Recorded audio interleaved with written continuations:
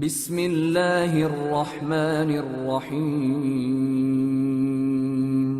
شروع اللہ کا نام لے کر جو بڑا مہربان نہایت رحم والا ہے۔ الف لام میم را۔ اے نبی، یہ کتاب الہی کی آیتیں ہیں اور جو کچھ تمہارے پروردگار کی طرف سے تم پر نازل ہوا ہے حق ہے، لیکن اکثر لوگ ایمان نہیں لاتے۔ اللہ وہی تو ہے جس نے ستونوں کے بغیر آسمان جیسا کہ تم دیکھتے ہو اتنے اونچے بنائے، پھر عرش پر جلوہ افروز ہوا اور سورج اور چاند کو کام میں لگا دیا۔ ہر ایک میعاد معین تک گردش کر رہا ہے۔ وہی دنیا کے کاموں کا انتظام کرتا ہے۔ اس طرح وہ اپنی آیتیں کھول کھول کر بیان کرتا ہے کہ تم اپنے پروردگار کے روبرو جانے کا یقین کرو۔ اور وہی ہے جس نے زمین کو پھیلایا اور اس میں پہاڑ اور دریا پیدا کیے اور ہر طرح کے میووں کی دو قسمیں بنائیں۔ وہی رات کو دن کا لباس پہناتا ہے۔ غور کرنے والوں کے لیے اس میں بہت سی نشانیاں ہیں۔ اور زمین میں کئی طرح کے قطعات ہیں ایک دوسرے سے ملے ہوئے، اور انگور کے باغ اور کھیتی اور کھجور کے درخت۔ بعض کی بہت سی شاخیں ہیں اور بعض کی اتنی نہیں ہوتی، باوجود کہ پانی سب کو ایک ہی ملتا ہے۔ اور ہم بعض میووں کو بعض پر لذت میں فضیلت دیتی ہیں، اور اس میں سمجھنے والوں کے لیے بہت سی نشانیاں ہیں۔ اگر تم عجیب بات سننی چاہو تو کافروں کا یہ کہنا عجیب ہے کہ جب ہم مر کر مٹی ہو جائیں گے تو کیا اثر نو پیدا ہوں گے؟ یہی لوگ ہیں جو اپنے پروردگار سے منکر ہوئے ہیں، اور یہی ہیں جن کی گردنوں میں طوق ہوں گے، اور یہی اہل دوزخ ہیں کہ ہمیشہ اس میں جلتے رہیں گے۔ اور یہ لوگ بھلائی سے پہلے تم سے برائی جلدی سے مانگتے ہیں، یعنی طالب عذاب ہیں، حالانکہ ان سے پہلے عذاب واقع ہو چکے ہیں۔ اور تمہارا پروردگار لوگوں کو باوجود ان کی بے انصافیوں کے معاف کرنے والا ہے، اور بے شک تمہارا پروردگار سخت عذاب دینے والا ہے۔ اور کافر لوگ کہتے ہیں کہ اس پیغمبر پر اس کے پروردگار کی طرف سے کوئی نشانی کیوں نازل نہیں ہوئی؟ اے نبی، تم تو صرف خبردار کرنے والے ہو، اور ہر ایک قوم کے لیے رہنما ہوا کرتا ہے۔ اللہ ہی اس بچے سے واقف ہے جو عورت کے پیٹ میں ہوتا ہے، اور وہی پیٹ کے سکڑنے اور بڑھنے سے بھی واقف ہے، اور ہر چیز کا اس کے ہاں ایک اندازہ مقرر ہے۔ وہ چھپی اور ظاہر چیزوں کا جاننے والا ہے، سب سے بزرگ ہے، عالی رتبہ ہے۔ کوئی تم میں سے چپکے سے بات کہے یا پکار کر، یا رات کو کہیں چھپ جائے یا دن کی روشنی میں کھلم کھلا چلے پھرے، اللہ کے نزدیک برابر ہے۔ اس کے آگے اور پیچھے اللہ کے چوکیدار ہیں جو اللہ کے حکم سے اس کی نگرانی کرتے ہیں۔ اللہ اس نعمت کو جو کسی قوم کو حاصل ہے نہیں بدلتا جب تک کہ وہ اپنی حالت کو نہ بدلے، اور جب اللہ کسی قوم کے ساتھ برائی کا ارادہ کرتا ہے تو وہ پھر نہیں سکتی، اور اللہ کے سوا ان کا کوئی مددگار نہیں ہوتا۔ وہی تو ہے جو تم کو ڈرانے اور امید دلانے کے لیے بجلی دکھاتا اور بھاری بھاری بادل پیدا کرتا ہے، اور رعد اور فرشتے سب اس کے خوف سے اس کی تسبیح و تحمید کرتے رہتے ہیں۔ اور وہی بجلیاں بھیجتا ہے، پھر جس پر چاہتا ہے گرا بھی دیتا ہے، جبکہ وہ اللہ کے بارے میں جھگڑتے ہیں، اور وہ بڑی قوت والا ہے۔ کام کا پکارنا تو اسی کا ہے، اور جن کو یہ لوگ اس کے سوا پکارتے ہیں وہ ان کی پکار کو کسی طرح قبول نہیں کرتے، مگر اس شخص کی طرح جو اپنے دونوں ہاتھ پانی کی طرف پھیلا دے تاکہ دور ہی سے اس کے منہ تک آ پہنچے، حالانکہ وہ اس تک کبھی بھی نہیں آ سکتا۔ اور اسی طرح کافروں کی پکار بیکار ہے۔ اور جتنی مخلوقات آسمانوں اور زمین میں ہے، خوشی سے یا ناخوشی سے اللہ کے آگے سجدہ کرتی ہے، اور ان کے سائے بھی صبح و شام سجدے کرتے ہیں۔ چونکہ آیت سجدہ تلاوت کی گئی ہے، لہذا سامعین پر سجدہ واجب ہے۔ ان سے پوچھو کہ آسمانوں اور زمین کا پروردگار کون ہے؟ تم ہی کہہ دو کہ اللہ۔ ان سے کہو کہ کیا تم نے اللہ کو چھوڑ کر ایسے لوگوں کو کارساز بنایا ہے جو خود اپنے نفع و نقصان کا بھی اختیار نہیں رکھتے؟ کہو کیا اندھا اور آنکھوں والا برابر ہیں، یا اندھیرا اور اجالا برابر ہو سکتا ہے؟ بھلا ان لوگوں نے جن کو اللہ کا شریک مقرر کیا ہے، کیا انہوں نے اللہ کسی مخلوقات پیدا کی ہے جس کے سبب ان کے لیے مخلوقات مشتبہ ہو گئی ہے؟ کہہ دو کہ اللہ ہی ہر چیز کا پیدا کرنے والا ہے اور وہ یکتا ہے، بڑا زبردست ہے۔ اسی نے آسمان سے مے برسایا، پھر اس سے اپنے اپنے اندازے کے مطابق نالے بہ نکلے، پھر پانی پر پھولا ہوا جھاگ آ گیا۔ اور جس چیز کو زیور یا کوئی اور سامان بنانے کے لیے آگ میں تپاتے ہیں اس میں بھی ایسا ہی جھاگ ہوتا ہے۔ اس طرح اللہ حق و باطل کی مثال بیان فرماتا ہے۔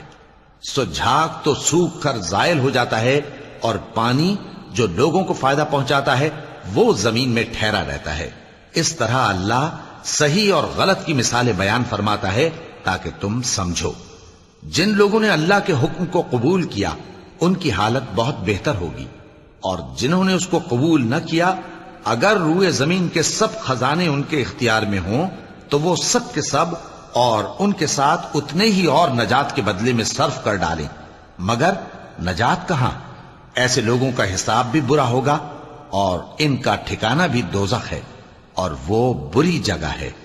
بھلا جو شخص یہ جانتا ہے کہ جو کچھ تمہارے پروردگار کی طرف سے تم پر نازل ہوا ہے حق ہے، وہ اس شخص کی طرح ہے جو اندھا ہے، اور سمجھتے تو وہی ہیں جو عقل مند ہیں، جو اللہ کے عہد کو پورا کرتے ہیں اور قول و قرار کو نہیں توڑتے، اور جن رشتوں کے جوڑے رکھنے کا اللہ نے حکم دیا ان کو جوڑے رکھتے اور اپنے پروردگار سے ڈرتے رہتے اور برے حساب سے خوف رکھتے ہیں، اور جو اپنے پروردگار کی خوشنودی حاصل کرنے کے لیے مصائب پر صبر کرتے ہیں اور نماز پڑھتے ہیں، اور جو مال ہم نے ان کو دیا ہے اس میں سے پوشیدہ اور ظاہر خرچ کرتے ہیں اور نیکی سے برائی کو دور کرتے ہیں، یہی لوگ ہیں جن کے لیے عاقبت کا گھر ہے، یعنی ہمیشہ رہنے کے باغات جن میں وہ داخل ہوں گے، اور ان کے باپ دادوں اور بیویوں اور اولاد میں سے جو نیکوکار ہوں گے وہ بھی بہشت میں جائیں گے، اور فرشتے بہشت کے ہر ایک دروازے سے ان کے پاس آئیں گے